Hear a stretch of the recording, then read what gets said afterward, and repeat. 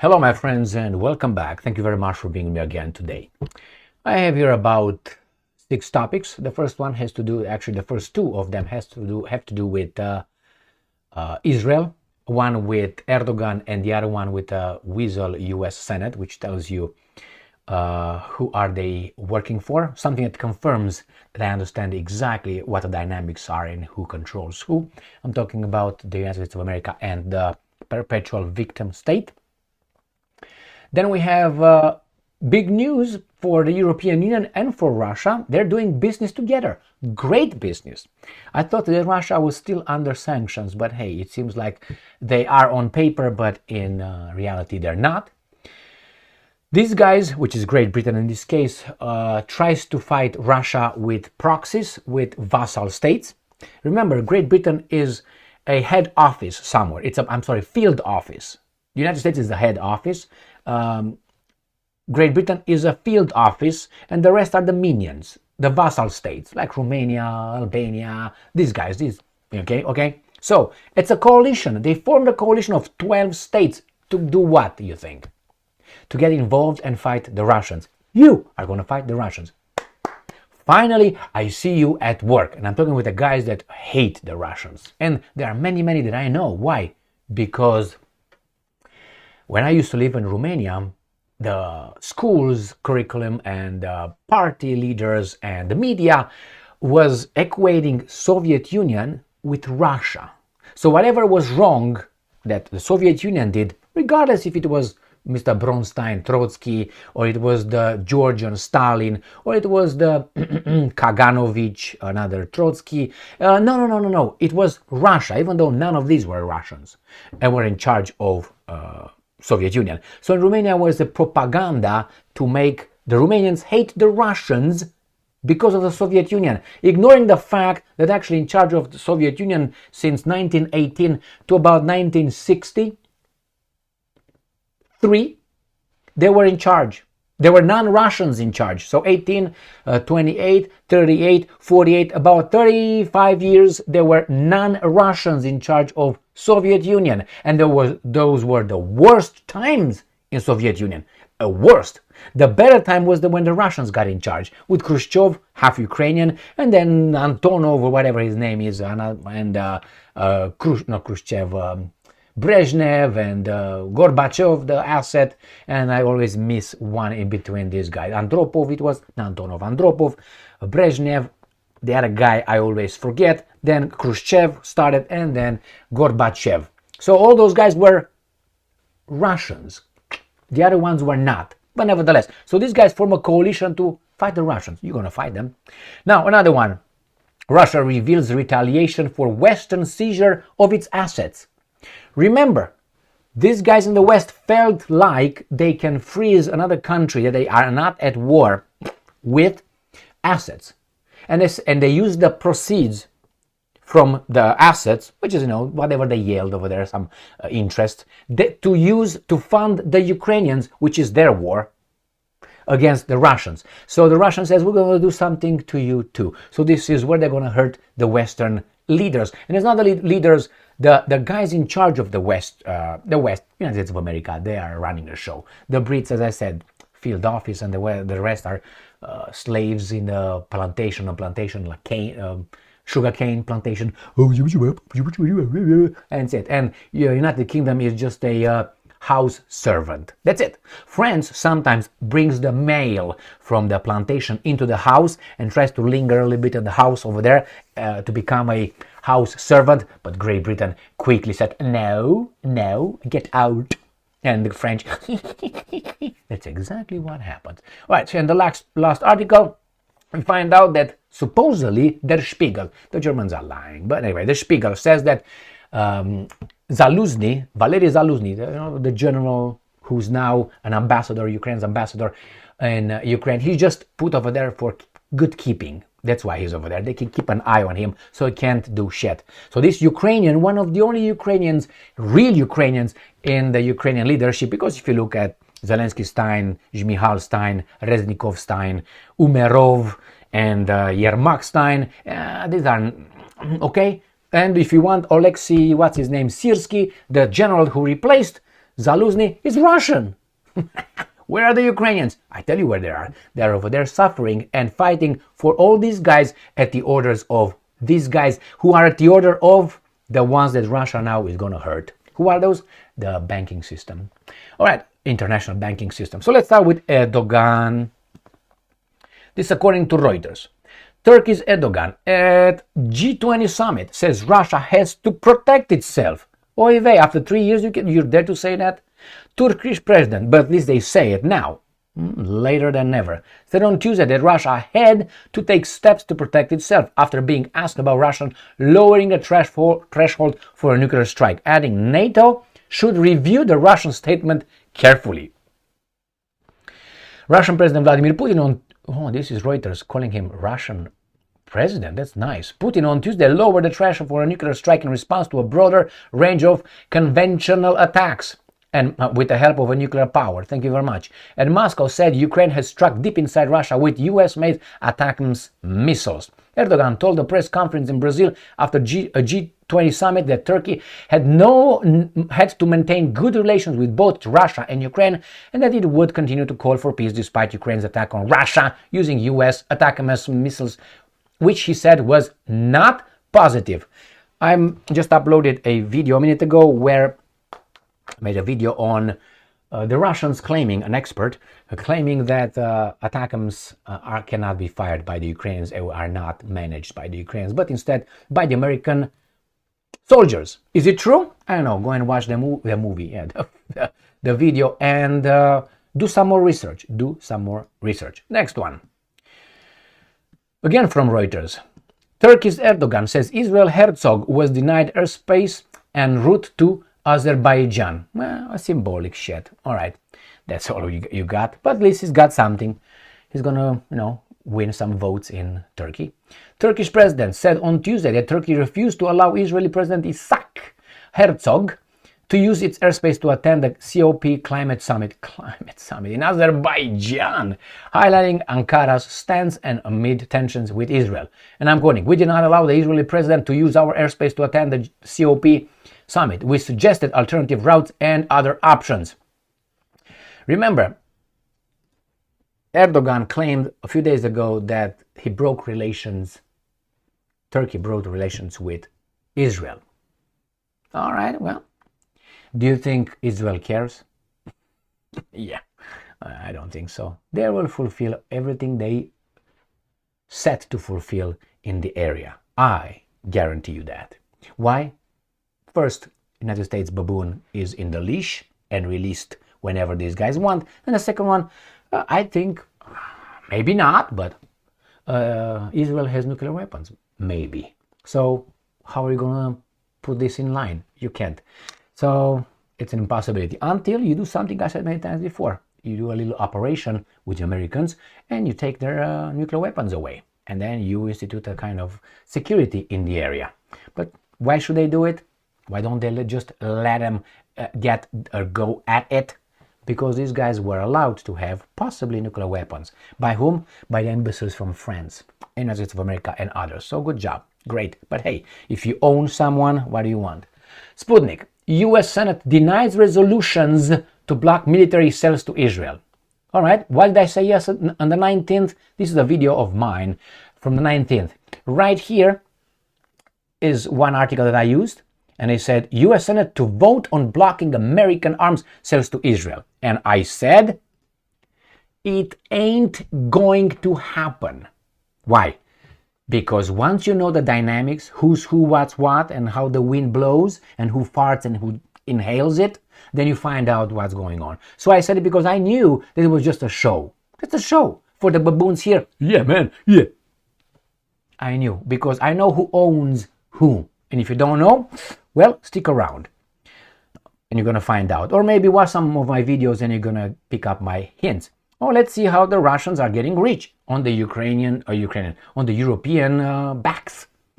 Sputnik. Russia becomes European Union's largest gas exporter for the first time since May 2022. Statistics. Is it true? Why is it like that? Russia became the European Union's largest gas exporter for the first time since spring 2022. when the war started.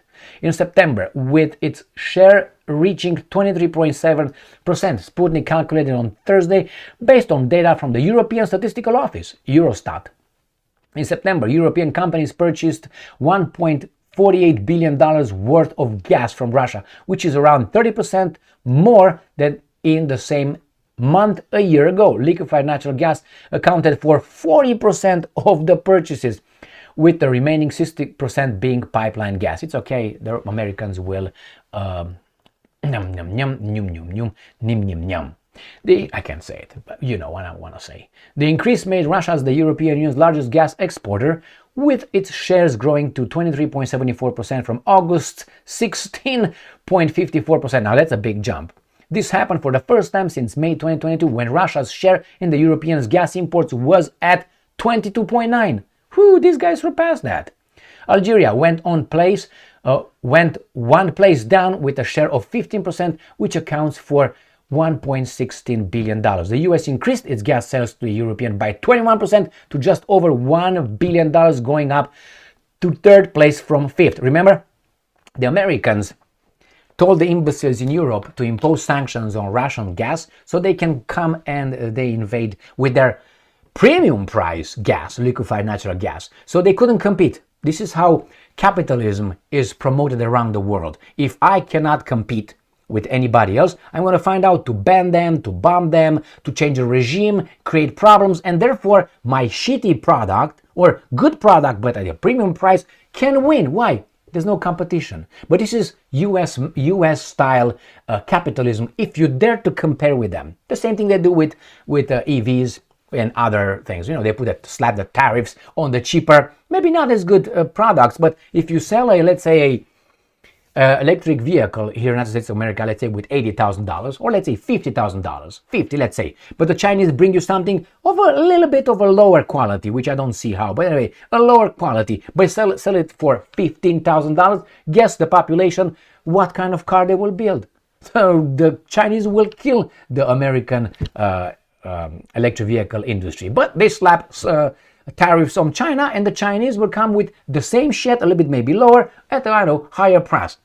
Who's gonna buy that? Nobody. So that is fair competition, right? Capitalism to you. Jesus Christ. So the same here. That's how the Americans got on the third place. By telling the Europeans you place sanctions on Russia, okay, thank you very much, now we come in. And if you don't come in, remember what Trump told the Germans and Stoltenberg, the former NATO Secretary General. The Russians can blackmail you if you depend on the Russian gas and oil. Yeah, but I want you to depend on me, so I can blackmail you. No? Okay, no. Why? Because we're good. Why are we good? Because we say so. I identify as good. Click. All right, let's go to the next one. Let's see this imbecilic coalition that's going to have you fight the Russians. Ukraine form. Ukraine and 12 European countries launch new defense cooperation format. So they're not going to jump, as I said this a while ago, I don't know, maybe 2 years and a half ago, maybe 2 years ago. I said they will not, I was talking about Sweden and Finland being NATO member states. And I said, if, let's say, Turkey or Hungary will oppose that, as they did for a while because they need to get some perks, they will find something else. They will change the lingo. They will say, well, you're not NATO member states, but you are Jugu member states, which is the same thing as NATO member states, but you are Jugu. So you're not Putin, take it easy. They just changed the term, all right? But the condition is right there.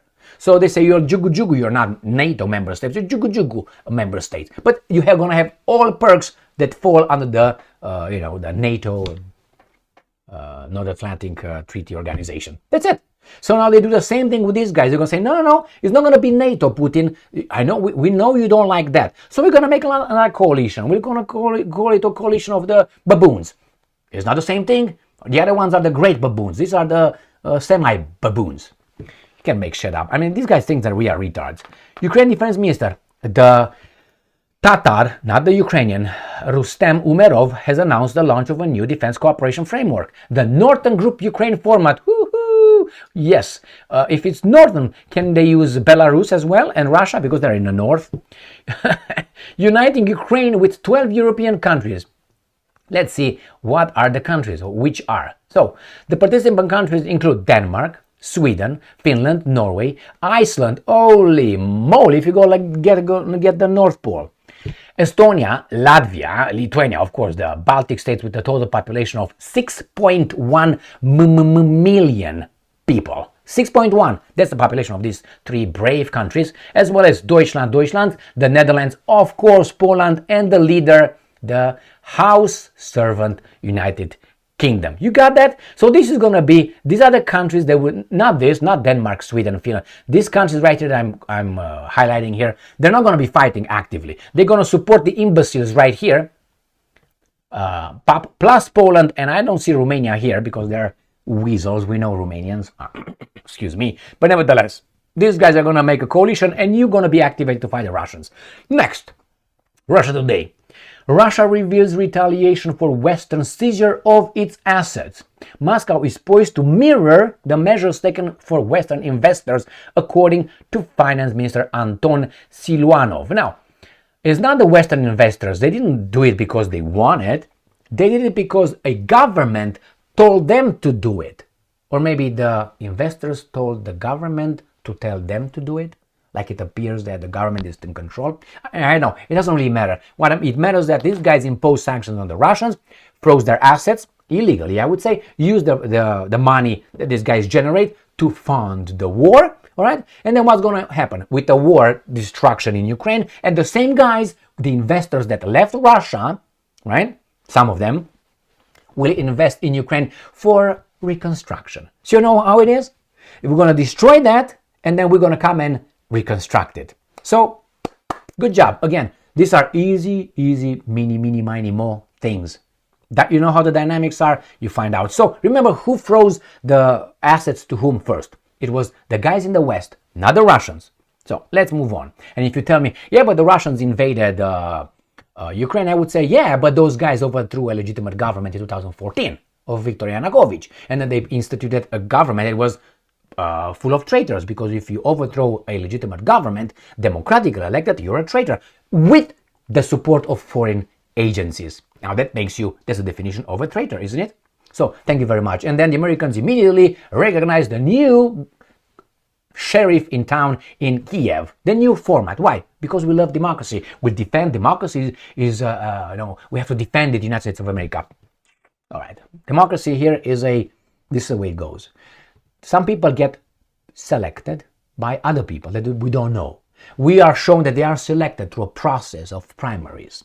And then they put them in front of us and we are called into voting booth to confirm them as being A or B, which is actually A and AA. It's the same thing. Just the same shit with a different face. All right, let's move on. Let's see what these guys are doing is retaliatory strikes.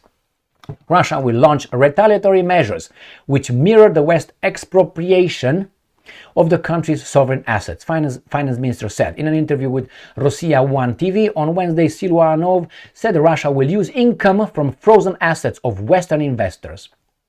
The measure will be taken in response to the implementation of unfriendly actions by Western countries. And I'm quoting, we are doing exactly the same. So remember, when these baboons, these operatives in the media in the West will tell you, oy vey, because that's what they're going to say, oy vey, okay? They're going to say, oy vey, look what they do to us, to you, to your children, to your economy, we got to go and fight them.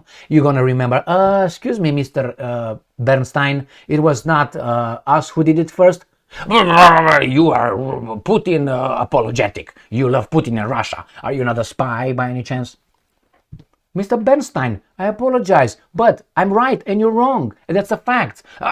Close him, stop him, cancel him. That's the way it works in the free world. Fuck me, Freddy.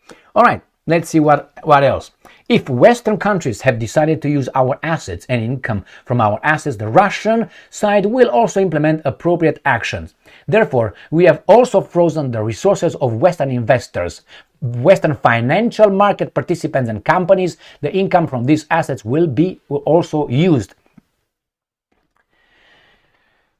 If the Russians somehow can hurt a little bit The financial system, which are the banking system that controls the West and they try to control everything, then I guarantee you the war will stop. Because they cannot, in the field, destroy Russia. It's already proven, and they have nuclear weapons. Therefore, the first second the Russians can hurt, I don't know, Deutsche Bank, JP Morgan, Goldman Sachs, these garbages, or Rothschild Bank, or whatever they are over there, if they start hurting them somehow, I guarantee you this guy is going to say, how can we destroy Russia more? The 12 countries coalition be kicked in. And then again, if the Russians continue to hurt these guys, this interest, not a military-industrial complex, because they're fed by the banks and by the war. So they're doing just fine. The banks, that's what it is, the banks. When the Russians are going to be able to do that to the banks, then the war will end. Unless these guys can destroy Russia, and it seems like they can't right now. So let's go to this last topic. Russia Today. Ukraine's top general approved attack on TurkStream gas pipeline, Der Spiegel. With what? With seagulls? Valery Zaluzny was reportedly so impressed, let me have a little right here, with Nord Stream sabotage plan that he wanted to expand the operation. First, I don't think, I'm 99.9% certain in my gut feelings that Ukraine had nothing to do with the Nord Stream 1-2 pipeline sabotage. Nothing. Maybe just that's all. That's all. It was someone else. The Russians blew it. It's themselves. All right. So let's see what these guys are saying. How impressed Zaluzny was. Valery Zaluzny, the former commander, the only Ukrainian in the Ukrainian leadership, the former commander-in-chief of Ukraine Armed Forces, approved a plan to blow up Russia's TurkStream pipeline in the Black Sea. Der Spiegel reported on Wednesday the sabotage was supposed to occur simultaneously with the Nord Stream attack, but failed. And paper said, nah. Saying this, you tell me that they knew about the Nord Stream attack? That means they did it. I don't think CIA informed them. Therefore, they didn't know about it. All right, the German outlet previously reported that Zaluzny has authorized the September 2022 attack on Nord Stream. That's not going to work with me. Ever. I will go into the grave and blown to the whatever. I'm not going to believe that ever, that Ukraine's moved a finger in that. Western media have since repeatedly claimed that a small team of Ukrainian divers were behind the sabotage. Okay, according to Der Spiegel, a team of US-trained Ukrainian intelligence officials who had long-standing ties to the CIA developed the initial plan to attack Nord Stream and showed it to Zaluzny. The general showed it, like just showed up. CIA showed to Zaluzny, but not even. I'm not involved. The general reportedly liked Operation Diameter so much that he even wanted to expand it. He supposedly wanted to target the Russian gas pipeline in the Black Sea as well, the magazine reports, citing sources allegedly involved in the operation planning. The TurkStream gas pipeline runs from Russia to Turkey via Black Sea and then continues to the border with Greece and supplies several other countries, European countries, with Russian gas. Last month, Hungary said it imported a record volume of natural gas this year via the pipeline. Der Spiegel did not reveal why the Black Sea operation failed, adding only that Kiev's operatives ended up concentrating on Nord Stream. I don't believe that. But I had to tell you because if you hear what these guys are saying, it's the big lie is so big that you would not dare to oppose. That's how a big lie works.